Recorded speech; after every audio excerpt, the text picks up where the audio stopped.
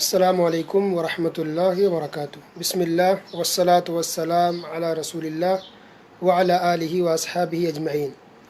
جنت کا بیان پارٹ 2۔ محترم سامعین، جنت کو اللہ سبحانہ و تعالیٰ نے بنا دیا ہے۔ جنت تیار ہے، ریڈی ہے، جنت ابھی موجود ہے۔ اس کی بہت ساری دلیل ہے۔ مثال کے طور پر صحیح مسلم کی روایت ہے، اللہ کے رسول صلی اللہ علیہ وسلم نے ارشاد فرمایا، اذا جاء رمضان فتحت ابواب الجنہ، کہ جب رمضان کا مہینہ آتا ہے تو جنت کے دروازے کھول دیے جاتے ہیں۔ تو گویا جب بھی رمضان آتا ہے جنت کے دروازے کھول دیے جاتے ہیں، گویا کہ جنت موجود ہے۔ جو چیز موجود ہی نہیں ہوگی تو پھر جنت کے دروازے کھولنے کا اور جنت کا دروازہ کھول دیا جاتا ہے رمضان، اس کا کیا مطلب ہوگا؟ اس کا مطلب ہے کہ جنت موجود ہے، تیار ہے، ریڈی ہے۔ بلکہ ایک حدیث میں جو کہ صحیح مسلم کی روایت ہے، یہ دوسری حدیث بھی، جس میں اللہ کے رسول صلی اللہ علیہ وسلم نے ارشاد فرمایا کہ ہر سوموار اور جمعرات کو بھی، یعنی منڈے اور تھرسڈے کو بھی جنت کے دروازے کھولے جاتے ہیں۔ اللہ اکبر، صحیح حدیث ہے۔ پھر پیارے نبی صلی اللہ علیہ وسلم نے ارشاد فرمایا کہ اللہ تعالیٰ سب کو معاف فرما دیتا ہے۔ سوموار اور جمعرات کو اللہ تعالیٰ سب کو معاف کر دیتا ہے، لیکن دو قسم کے لوگوں کو اللہ معاف نہیں کرتا۔ نمبر 1، وہ لوگ جو اللہ کے ساتھ شرک کرتے ہیں، اللہ اکبر۔ اور نمبر 2، وہ لوگ جو قطع تعلق کرتے ہیں، رشتہ داری کو توڑتے ہیں، بات چیت بند کر لیتے ہیں۔ تو ایسے لوگوں کی مغفرت نہیں ہوتی اس وقت تک جب تک یہ لوگ آپس میں بات چیت شروع نہ کر دیں اور صلح نہ کر لیں۔ اور بھی دلیل ہے کہ جنت موجود ہے۔ صحیح بخاری کی روایت ہے، نبی کریم صلی اللہ علیہ وسلم نے ارشاد فرمایا کہ تم میں سے جب بھی کوئی آدمی وفات پا جاتا ہے، انتقال کر جاتا ہے، تو اس کے اوپر صبح اور شام، مارننگ میں اور ایوننگ میں جنت کا ٹھکانہ دکھایا جاتا ہے، اگر وہ جنتی ہے تو، اور اگر وہ جہنمی ہے تو جہنم کا نظارہ دکھایا جاتا ہے۔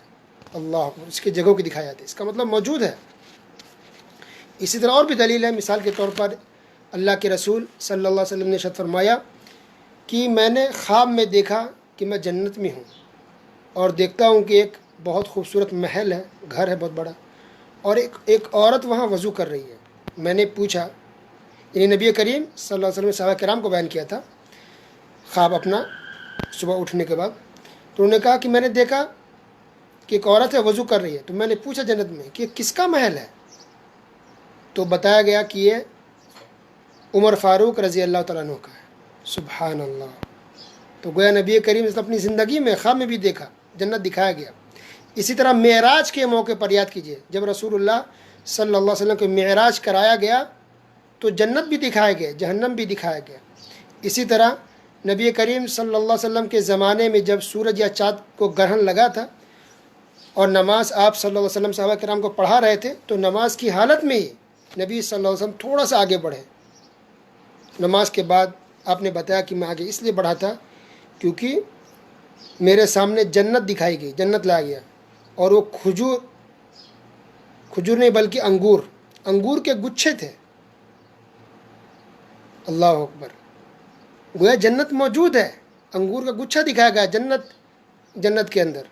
اور بھی بہت ساری دلیلیں ہیں۔ تو یہ بات اس لیے بتائی جائے کیونکہ کچھ لوگ، مسلمانوں سے کچھ لوگ یہ مانتے کہ نہیں، جنت ابھی نہیں ہے، وہ اللہ بعد میں بنائے گا۔ نہیں، غلط عقیدہ ہے۔ صحیح منہج، صحیح بات یہ ہے کہ جنت کو اللہ نے بنا دیا ہے، جنت بنی ہے، ریڈی ہے، تیار ہے۔ سبحان اللہ۔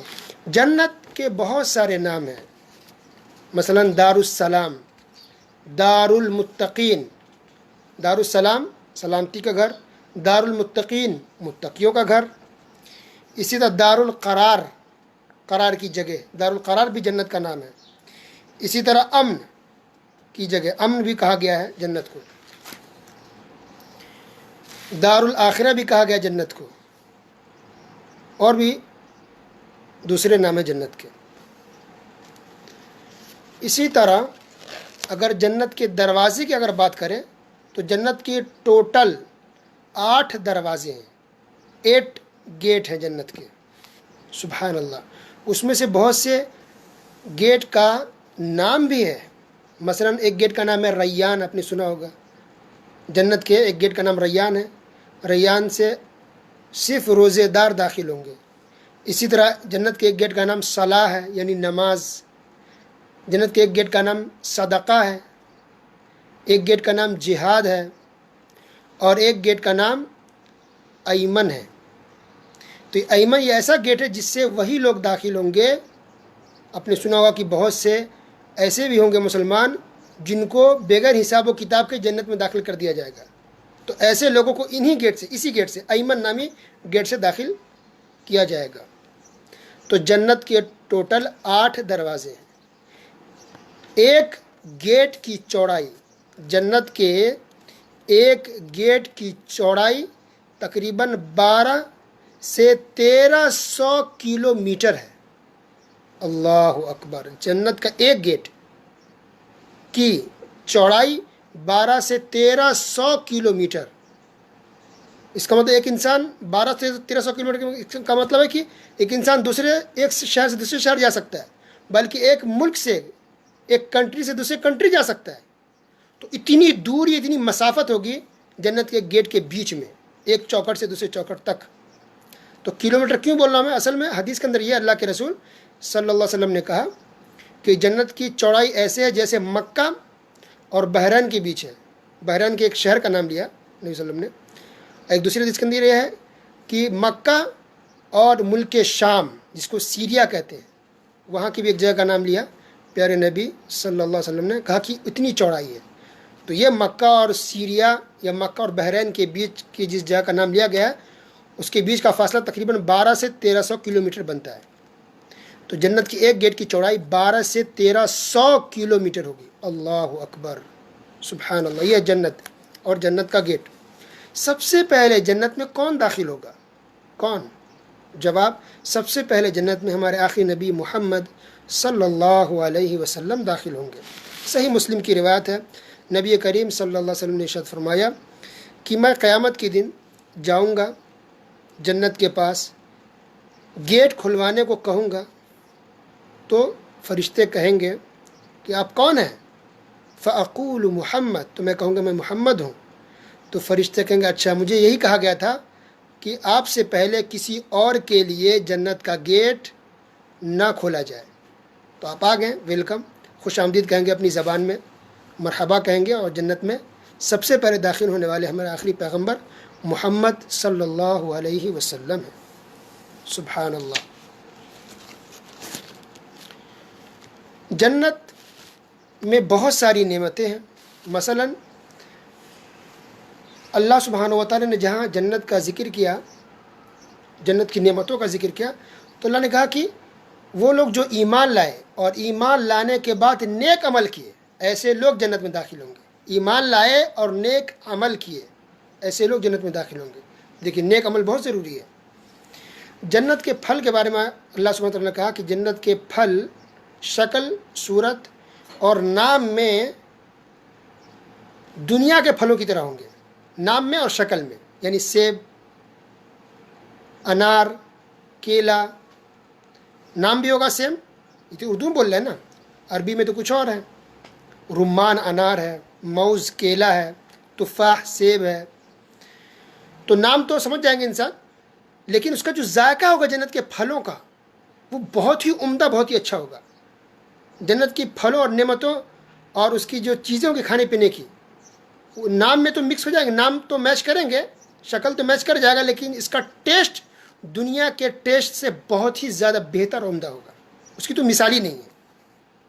اسی طرح جنت کی جو عورتیں ہوں گی، خواتین ہوں گی، وہ ظاہری آلائشوں اور باطنی آلائشوں گندگیوں سے بالکل پاک ہوں گی۔ ظاہری یعنی خواتین کو وہاں ماہواری نہیں آئے گی، یعنی حیض نہیں آئے گا، نفاس نہیں آئے گا، کوئی بلڈ، کوئی خون نہیں آئے گا۔ دنیا میں ہوتا ہے خواتین ہیں، خون آتے ہیں، بلڈ آتے ہیں، نفاس آتا ہے بچے کی پیدائش کے بعد، یہ اور بھی کئی طرح کے خون بیماری کی وجہ سے آ جاتے ہیں، اور بھی بہت سی چیزوں سے خواتین بیچاری پریشان ہوتی ہے۔ لیکن جنت میں ان کو کوئی ایسی پریشانی نہیں ہوگی، کسی طرح کا کوئی خون نہیں آئے گا۔ اور باطنی یعنی دل کو بھی اللہ تعالیٰ بالکل پاک کر دے گا کہ خواتین کے اندر کوئی بھی غصہ نہیں ہوگا، غیبت کی کوئی جگہ نہیں ہوگی، حسد اور کینہ کپٹ نہیں ہوگا۔ اسی طرح جنت کی زندگی لا زوال ہوگی، وہ ہمیشہ کی زندگی ہوگی، کبھی کسی کو موت نہیں آئے گی، اور اس کی نعمتیں بھی ہمیشہ کے لیے ہوں گی۔ اہل جنت قیامت کے دن رسوا اور ذلیل نہیں ہوں گے، یہ اللہ کا فضل ہوگا کہ اللہ ذلیل اور رسوا نہیں کرے گا۔ باقی کی باتیں انشاءاللہ کل کے درس میں بیان کریں گے۔ وصلی اللہ علی نبینا محمد وعلی آلہ وصحبہ اجمعین، والسلام علیکم ورحمۃ اللہ وبرکاتہ۔